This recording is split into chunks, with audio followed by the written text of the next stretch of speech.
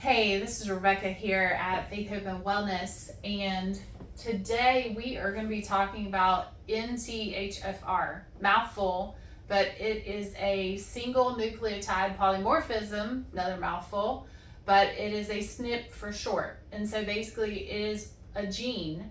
And so MTHFR is basically where you are not able to break down folic acid into the active version of folate. So we're going to be talking about homocysteine because homocysteine is the amino acid that is the end product of methylation. Methylation occurs in the liver. It uses, as you see here, methyl B12, betaine, B6, riboflavin, which is B2. It uses B12, and it also uses methyl tetrahydrofolate. Again, mouthful, which stands for the MTHF of the folate. Now, L-methylfolate is a supplement, and it is also found in green leafy vegetables, and L-methylfolate helps with methylation and lower histamine. So if you have a lack of methylfolate, then your methylation in your liver is going to be down, meaning you don't detox well, and your homocysteine is going to be up.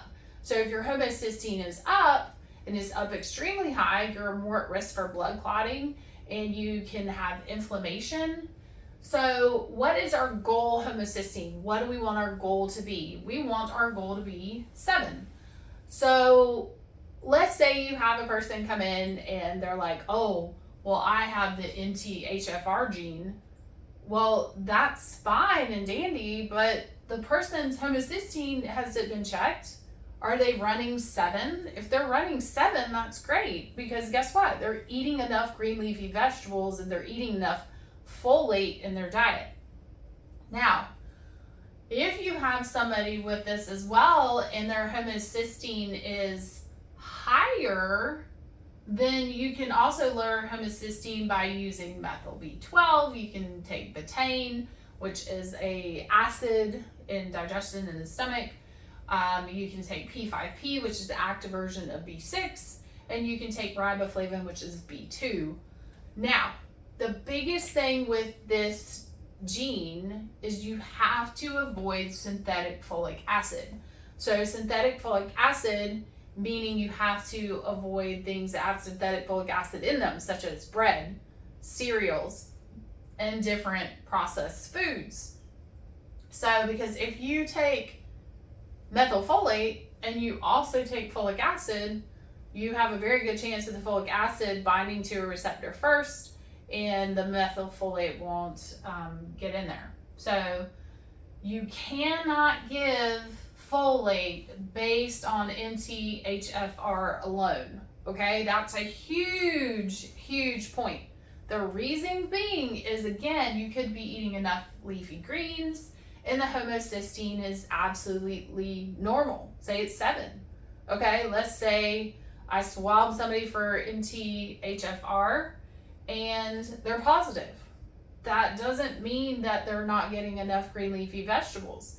If you give them too much folate, you cause the homocysteine cycle to go down, the homocysteine drops, and then you don't have enough conversion to taurine, you don't have enough conversion to glutathione, and you don't have enough conversion to sulfate. So if you don't have enough conversion to glutathione is one of the body's major antioxidants to prevent cancer.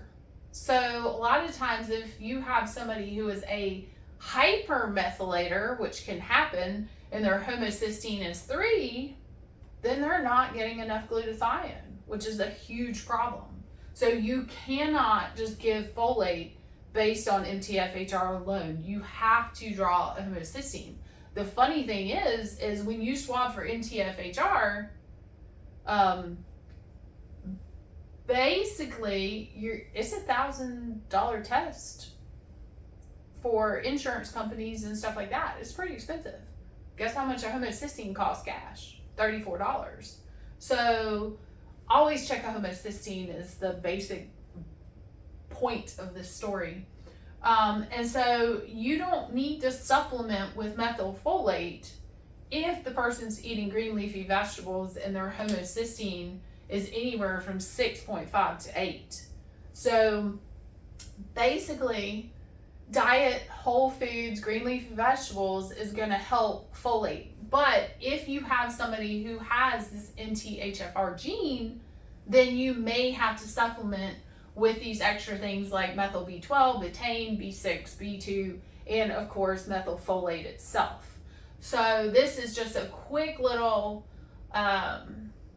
homocysteine talk so that you know that homocysteine can really influence a lot of things. It is actually, this gene is in 40% of the population, but they studied people from Italy, and the people from Italy, guess what? The gene's not really expressive because of the fact that they eat a lot of green leafy vegetables in their Mediterranean diet. They have more fish, they have good family support, they have good family structure.